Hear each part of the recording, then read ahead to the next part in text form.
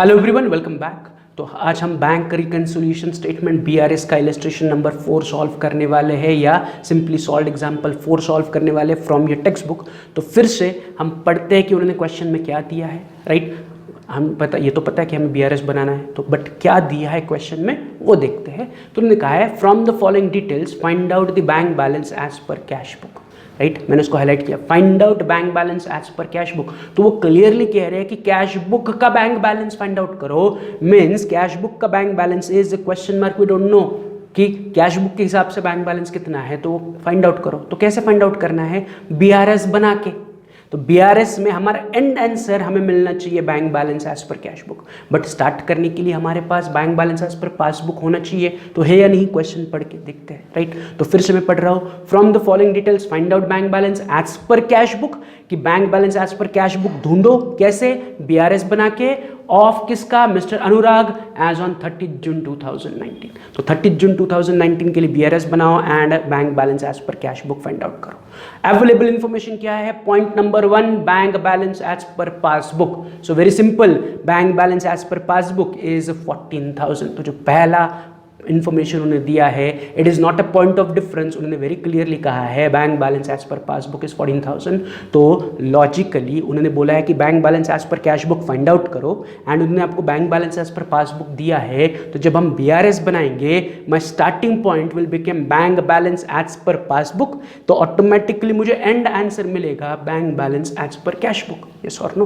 तो जो question mark है वो फाइंड आउट करना है और जो पासबुक का 14,000 अवेलेबल है उससे स्टार्ट करना है, राइट। तो बीआरएस बनाने के लिए we need point of differences. तो उन्होंने 2 से लेके 7 तक आपको पॉइंट ऑफ डिफरेंसेस दिए हैं, राइट। तो हमें एक एक करके इन पॉइंट ऑफ डिफरेंसेस को पढ़ना है, राइट, एंड मार्क करना है कि कौन सा पॉइंट ऑफ डिफरेंस डेबिट है, कौन सा पॉइंट ऑफ डिफरेंस क्रेडिट है।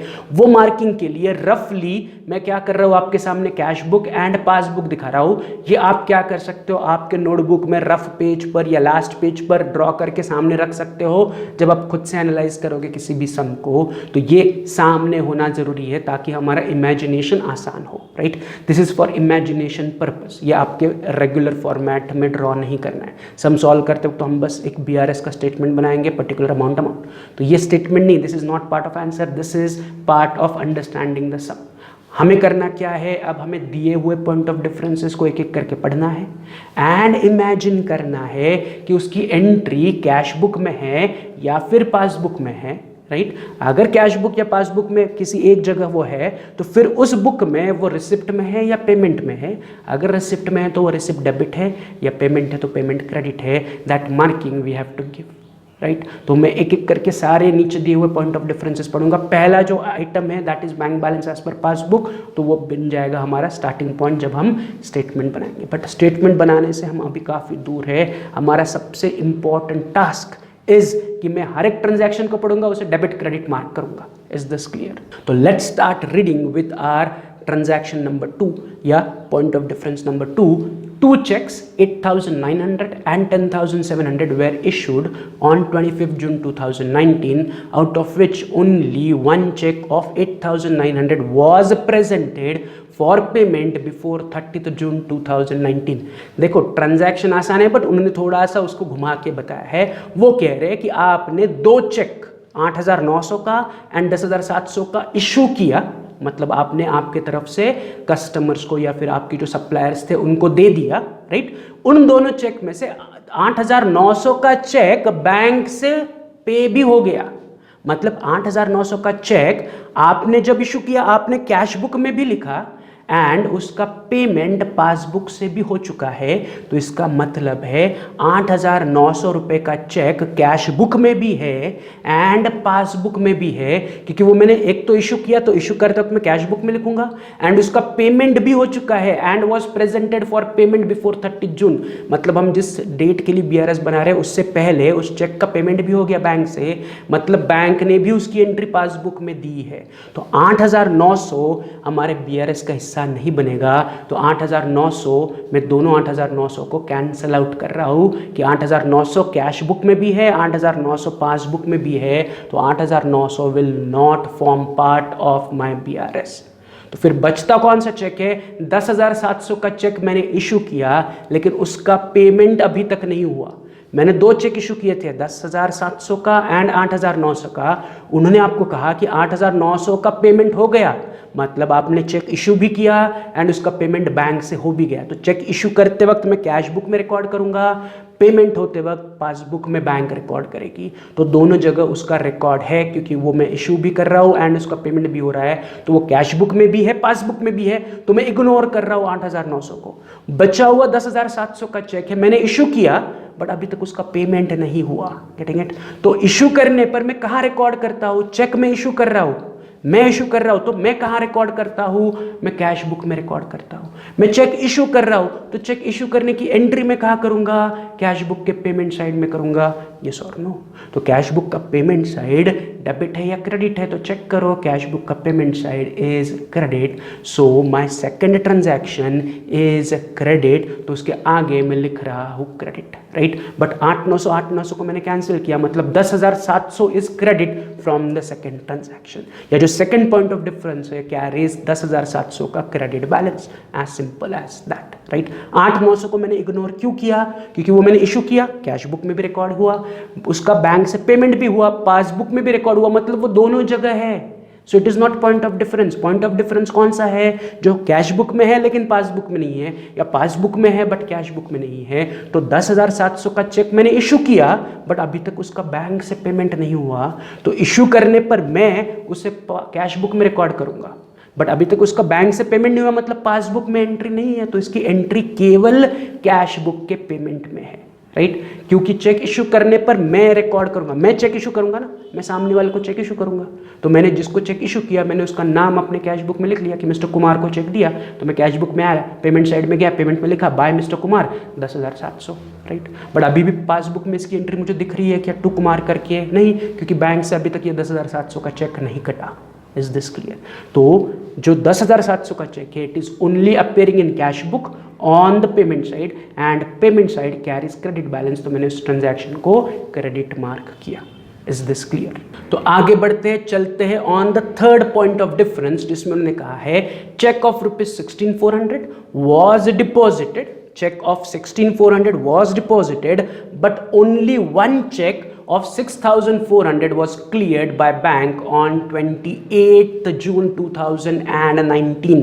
मतलब मैंने बैंक में 16,400 रुपए के चेक जमा किए, एक चेक नहीं 2-3 चेक थे, सब मिला के 16,400 रुपए के चेक्स मैंने बैंक में जमा किए। उन्होंने क्या कहा है? चेक्स ऑफ ₹16,400, 16,400 रुपए के चेक्स, मतलब मल्टीपल चेक्स थे, सब मिला के 16,400 के थे। उनमें से 6,400 का चेक क्लियर हो गया, राइट? 30 जून से पहले, मतलब 16,400 में से 6,400 का चेक क्लियर हुआ। तो कितने का चेक क्लियर नहीं हुआ? तो चेक क्लियर नहीं हुआ 16,400 माइनस 6,400, यानी कि 10,000 रुपये का चेक क्लियर नहीं हुआ।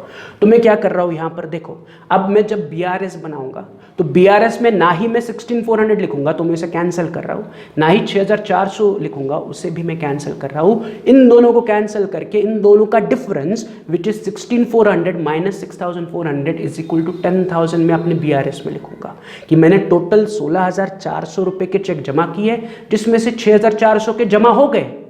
16,400 रुपये के चेक मैंने बैंक में जाके जमा किए, जिसमें से 6,400 के चेक क्लियर होके बैंक खाते में आ गए, मतलब पासबुक में रिकॉर्ड हो गए। इसका मतलब कितने के चेक अभी भी बैंक में जमा नहीं हुए?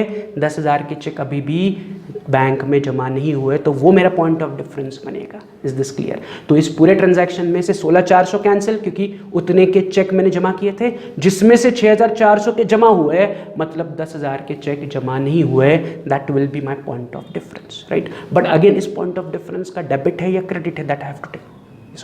अब मैं क्या कर रहा हूँ? चेक्स को बैंक में जमा कर रहा हूँ। अब 16,400 6,400 भूल जाओ, 10,000 रुपये के चेक की बात करते हैं कि 10,000 रुपये का चेक मैंने बैंक में जमा किया, राइट? फिर बैंक ने उसे खाते में अभी तक जमा किया क्या? उसका कलेक्शन हुआ क्या? Answer is no. कि मैंने डिपॉजिट तो कर दिया बैंक में, लेकिन बैंक ने अभी तक उसे क्लियर करके मेरे खाते में जमा नहीं किया। मतलब 10,000 रुपये के चेक की एंट्री अभी भी बैंक के पास अवेलेबल नहीं है, मतलब पासबुक में अवेलेबल नहीं है। तो फिर कहाँ अवेलेबल है? तो बड़ा ऑब्वियस, पासबुक में नहीं है। मैं चेक बैंक में जब जमा करूंगा तो बैंक में चेक जमा करने की एंट्री मैं कैश बुक में रिकॉर्ड करूंगा। कहाँ रिकॉर्ड करूंगा? कैश बुक में रिकॉर्ड करूंगा। कैश बुक के कौन सा साइड रिकॉर्ड करूंगा? मैं बैंक में पैसे जमा कर रहा हूं, डिपॉजिट कर रहा हूं, तो इट इज रिसिप्ट। यस और no, it is receipt. Bank में पैसा आएगा तो it is receipt for bank, तो मैं कैश बुक के रिसिप्ट में एंट्री करूंगा। तो जो 10,000 रुपए का चेक मैंने बैंक में जमा किया, बैंक में चेक डिपॉजिट करते ही मैंने कैश बुक के रिसिप्ट में एंट्री कर दी। एंड कैश बुक का receipt is what? Cash book का रिसिप्ट इज डेबिट। तो ये जो 10,000 रुपए मेरा पॉइंट ऑफ डिफरेंस है इज नथिंग बट डेबिट। तो मैं आगे डीआर लिख रहा हूं। तो जो मेरा सेकंड, या वैसे देखा जाए तो तीसरा पॉइंट ऑफ डिफरेंस इज 10,000 रुपए का डेबिट बैलेंस है, राइट। तो ये डेबिट कैसे आया चाहिए, तो फिर से रिवाइंड करके देखो मैंने अभी जो एक्सप्लेनेशन दिया। It is very important, credit debit is very important, तब जाके बीआरएस आसानी से बनेगा। क्लियर है? तो ये तीसरा पॉइंट ऑफ डिफरेंस हुआ।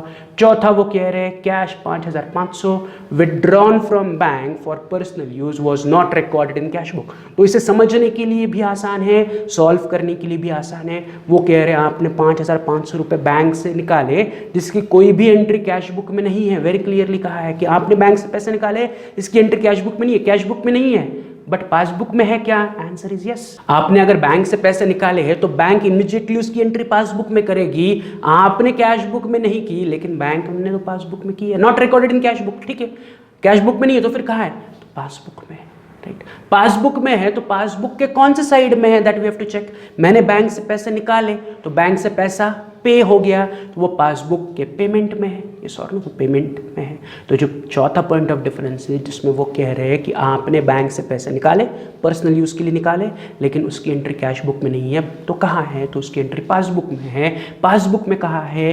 पेमेंट में है। तो पेमेंट डेबिट है या क्रेडिट है? तो पेमेंट साइड इज डेबिट। तो मेरा चौथा पॉइंट ऑफ डिफरेंस भी बना मेरे लिए डेबिट। सिंपल टू अंडरस्टैंड कि मैंने पैसे निकाले, बैंक से निकाले, तो बैंक से पैसा निकालने पर बैंक इमीडिएटली उसे रिकॉर्ड करेगी ना, यस और नो। आप जब बैंक से पैसा निकालेंगे तो आपको इमीडिएटली मैसेज आता है कि your account is been debited. तो बैंक रिकॉर्ड कर रही है उसे, तो उसे पासबुक में वो रिकॉर्ड कर रही है। तो आपने बैंक से पैसे निकाले, पासबुक में रिकॉर्डेड है, कैश बुक में रिकॉर्डेड नहीं है। तो मुझे चाहिए भी नहीं कहाँ रिकॉर्डेड नहीं है, मुझे क्या चाहिए? कहाँ रिकॉर्डेड है। कैश बुक में नहीं है तो कहाँ है? पासबुक में है। पासबुक में कहाँ रिकॉर्डेड है? ऑन द रिसिप्ट साइड, तो ऑन द पेमेंट साइड। तो पासबुक का पेमेंट इज व्हाट? डेबिट। तो मेरा ट्रांजैक्शन 4 या point of difference 4 carries debit balance, right. फिर point of difference number 5, ₹350 bank charges या bank incidental charges debited to mister Anurag account is not recorded in cash book. So very clearly उन्होंने कहा है कि bank ने आपके खाते से 350 रुपए चार्जेस निकाल लिए जिसकी कोई भी इंफॉर्मेशन अनुराग के कैश बुक में नहीं दिख रही है। तो बैंक जब चार्जेस लगाएगी आपके अकाउंट में तो उसकी एंट्री बैंक कहाँ रिकॉर्ड करेगी? In the passbook. मतलब बैंक ने पासबुक में एंट्री की है, यस और नो। तो जो 350 रुपए चार्जेस है बैंक ने आपके अकाउंट से निकाले तो बैंक उसे रिकॉर्ड कहाँ करेगी? पासबुक में। अब पासबुक में पैसे जमा हो रहे हैं या निकल रहे हैं, तो बैंक आपसे चार्जेस ले रही है तो ये पासबुक के पेमेंट में रिकॉर्ड होगा, राइट। तो उन्होंने क्या कहा है? 350 big incidental charges debited to Anurag's account. तो डेबिट है, पासबुक इज डेबिटेड, पेमेंट में है तो पेमेंट इज डेबिट, यस और नो। उन्होंने खुद ही कहा है कि it is a debit transaction, debited to passbook या debited to Anurag's account. Anurag's account मतलब बैंक में जो आपका अकाउंट है उस अकाउंट को डेबिट हुआ, so it is recorded in passbook debit. So मेरा 5वें नंबर का ट्रांजैक्शन इज डेबिट, यस और नो। तो my 5th point of difference is debit. तो मुझे 1 क्रेडिट 3 डेबिट मिले अब तक, यस और नो। चलते हैं on the 6th point of difference. वो कह रहे there was a debit in passbook 7,500 in respect of cheque dishonour on 30 जून 2019। ये भी डिफिकल्ट नहीं है, उन्होंने वेरी क्लियरली कहा है कि there is a debit in a passbook. कहां पर डेबिट है? पासबुक में, तो पासबुक का डेबिट, वेरी क्लियर, यस और नो, कि there is a debit in a passbook. तो सिंपल ये जो 7,500 या छठी ट्रांजैक्शन है is again a debit, right. कैसे? There was a debit in passbook, passbook में there is a debit, passbook में देयर इज अ डेबिट, इसका मतलब कैश बुक में कोई एंट्री नहीं है, राइट। तो वो मेरे लिए बन गया डेबिट, राइट। एंड लास्ट सातवां, interest 425 was credited in passbook only. ये भी आसान है, वो कह रहे हैं कि 425 रुपया इंटरेस्ट क्रेडिट हुआ। कहाँ क्रेडिट हुआ? पासबुक में। तो it is nothing but on the credit of passbook, passbook के क्रेडिट में। जो इंटरेस्ट है वो कहाँ है? पासबुक के क्रेडिट में। तो सिंपल, मेरा 7th point of difference carries credit balance, as simple as that. तो देखो पहले दो थोड़े से ट्रिकी थे, बट बाकी के नीचे के चौथा, पांचवा, छठा, सातवां was easy to understand. So अगर आपको अभी भी डाउट है मैंने क्रेडिट डेबिट कैसे मार्क किया, वीडियो को पॉज करो, रिवाइंड करो, फिर से सुनो, right. Once this debit credit is done, हमारा अगला पार्ट क्या है? हमारा अगला पार्ट है to prepare BRS by following this steps. तो उसका पहला स्टेप क्या कहता है? Draw a format. तो फॉर्मेट बनाते हैं, राइट। तो मैं आ रहा हूँ ऑन अ फ्रेश पेज, उसमें मैं ड्रॉ कर रहा हूँ इन द बुक्स ऑफ अनुराग, क्योंकि ऊपर कहा है क्वेश्चन में, देखो मिस्टर अनुराग के लिए मैं BRS बनाना है।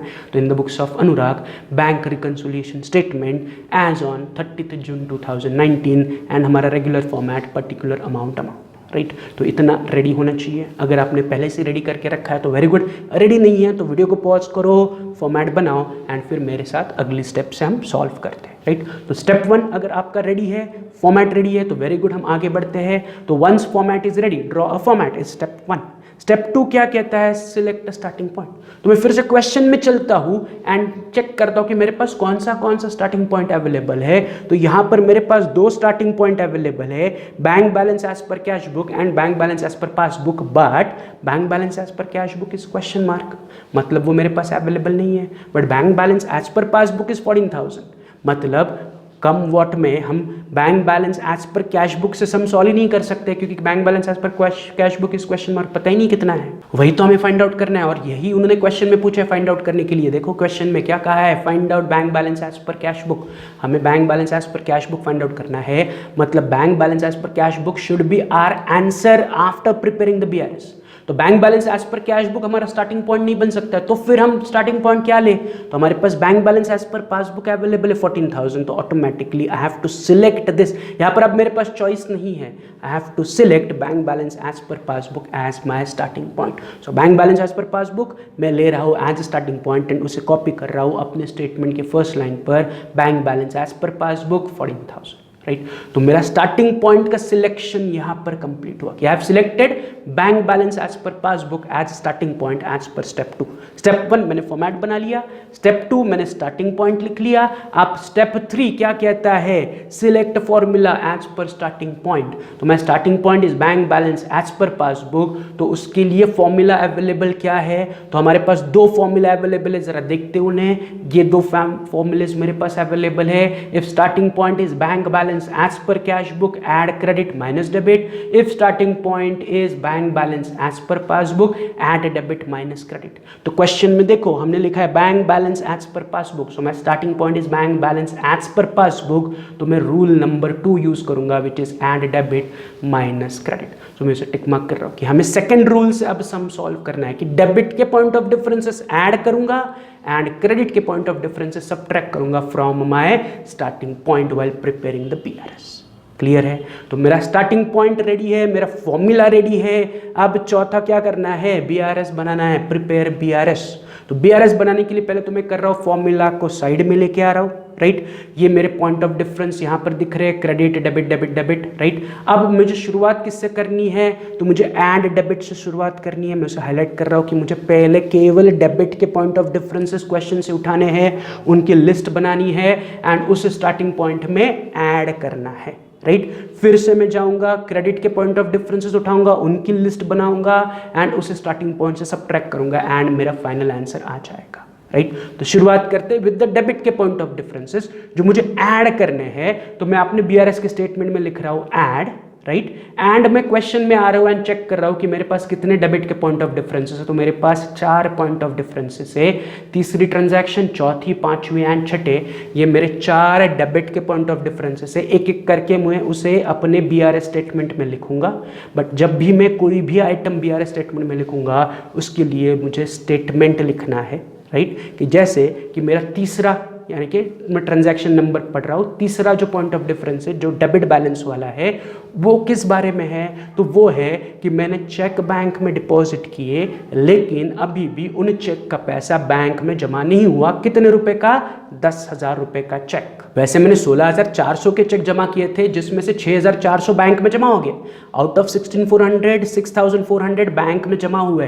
कितने का चेक जमा नहीं हुआ? 10,000 रुपए का चेक जमा नहीं हुआ। तो मैं बीआरएस में 10,000 रुपए का चेक ही इंक्लूड करूंगा। एंड उसे जब मैं नीचे लिखूंगा तो मैं लिख रहा हूं first point of difference, check deposited but not yet collected 10,000, कि मैंने बैंक में चेक डिपॉजिट किया लेकिन अभी तक बैंक में उसका पैसा जमा नहीं हुआ। नॉट येट कलेक्टेड, उसके पैसे अभी तक बैंक में जमा नहीं हुए हैं। So I am writing cheque deposited but not yet collected. But कितने का? 10,000 का। 6,400 का चेक जमा हो गया, कितने का चेक जमा नहीं हुआ? 10,000। वो अमाउंट मैं लिख रहा हूं। Is this clear? तो ये मेरा पहला डेबिट का पॉइंट ऑफ डिफरेंस था, इसलिए मैं ऐड के नीचे उसे नंबर 1 कह रहा हूं कि check deposited but not corrected, right? तो ये तीसरा उठाकर मैंने लिख लिया। उसी प्रकार चौथा पॉइंट ऑफ डिफरेंस इज कि मैंने 5,500 कैश बैंक से निकाली जिसकी एंट्री कैश बुक में नहीं है, तो उसे जब मैं नीचे एज अ स्टेटमेंट लिखूंगा तो इट इज इजी। जैसे मैंने कहा था कि नरेशन जैसे हम देते थे उसी प्रकार नीचे लिखो, तो मैं यहां पर दूसरा स्टेटमेंट लिख रहा हूं। For the fourth point of difference या डेबिट का second point of difference is cash withdrawn from bank for personal use not recorded in cash book. जो ट्रांजैक्शन है उसी को मैं लिख रहा हूं कि cash withdrawn from bank for personal use not recorded in cash book. मैंने पर्सनल यूज के लिए बैंक से पैसे निकाले, इसकी एंट्री कैश बुक में नहीं है। कितनी? 5,500। इनर कॉलम में मैं अमाउंट लिख रहा हूं। Is this clear? तो cash withdrawn from bank for personal use not recorded in cash book 5,500, as simple as that. फिर अगला डेबिट का पॉइंट ऑफ डिफरेंस इस पांचवी transaction is ₹350 bank charges debited to Anurag account not recorded in cash book. तो उसके लिए भी ज्यादा दिमाग लगाने की जरूरत नहीं है, जैसा क्वेश्चन में दिख रहा है उसी को नीचे कॉपी करो। तो मैं तीसरा स्टेटमेंट लिख रहा हूं, incidental charges debited in passbook not recorded in cash book. Charges passbook में रिकॉर्डेड है, कैश बुक में रिकॉर्डेड नहीं है, 350, राइट? इसमें कोई डिफिकल्टी नहीं होनी चाहिए, सिंपल टू अंडरस्टैंड। एक बार डेबिट क्रेडिट क्लियर है। अब डेबिट के पॉइंट ऑफ डिफरेंस में बस उठा के ऐड के नीचे लिख रहा हूं, एंड उसे लिखते वक्त जो क्वेश्चन में दिया हुआ स्टेटमेंट है उसे मैं बस कॉपी कर रहा हूं या थोड़ा सा रीएडजस्ट करके लिख रहा हूं। Is this clear? तो फिर अगला point of difference is sixth या डेबिट का लास्ट चौथा पॉइंट ऑफ डिफरेंस, जिसमें वो कह रहे हैं there was a debit in passbook in respect of cheque dishonour. तो मेरे लिए भी काम आसान है, मैं उसी स्टेटमेंट को कॉपी करके नीचे लिख रहा हूं। चौथा point of difference, cheque dishonour recorded in passbook not recorded in cash book. Cheque dishonour की एंट्री केवल पासबुक में है, कैश बुक में नहीं है। कितना? 7,500। Is this clear? तो ये मेरे 4 डेबिट के पॉइंट ऑफ डिफरेंसेस थे। ऐड डेबिट, तो ऐड के नीचे मैंने सारे डेबिट के पॉइंट ऑफ डिफरेंसेस लिखे।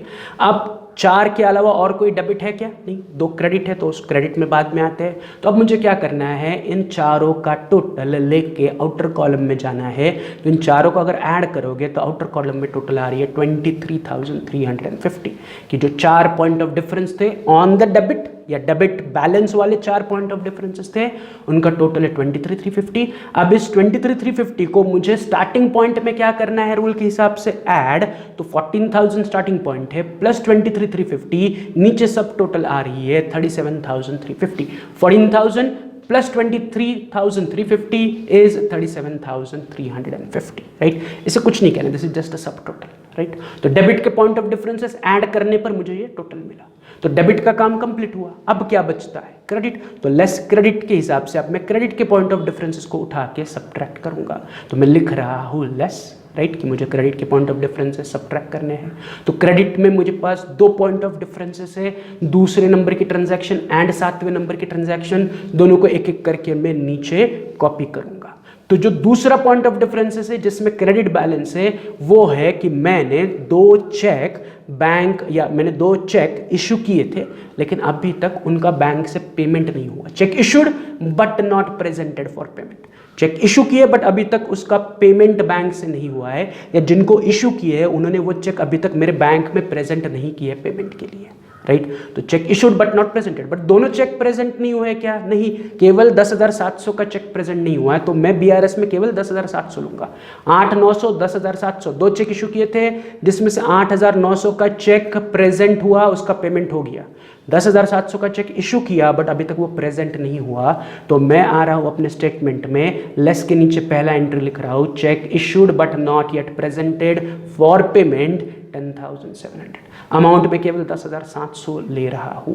दो चेक थे, उसमें से एक का पेमेंट हो गया, जिसका पेमेंट हो गया इग्नोर करो, वो कैश बुक में भी है, पासबुक में भी है, बट जिसका पेमेंट नहीं हुआ उसे बीआरएस में इंक्लूड करो। तो 10,700 का चेक इशू किया लेकिन उसका बैंक से पेमेंट नहीं हुआ, या उसका अभी तक बैंक में प्रेजेंट नहीं हुआ है चेक फॉर पेमेंट, तो check issued but not presented for payment 10,700, right. तो ये पहला क्रेडिट वाला पॉइंट ऑफ डिफरेंस था।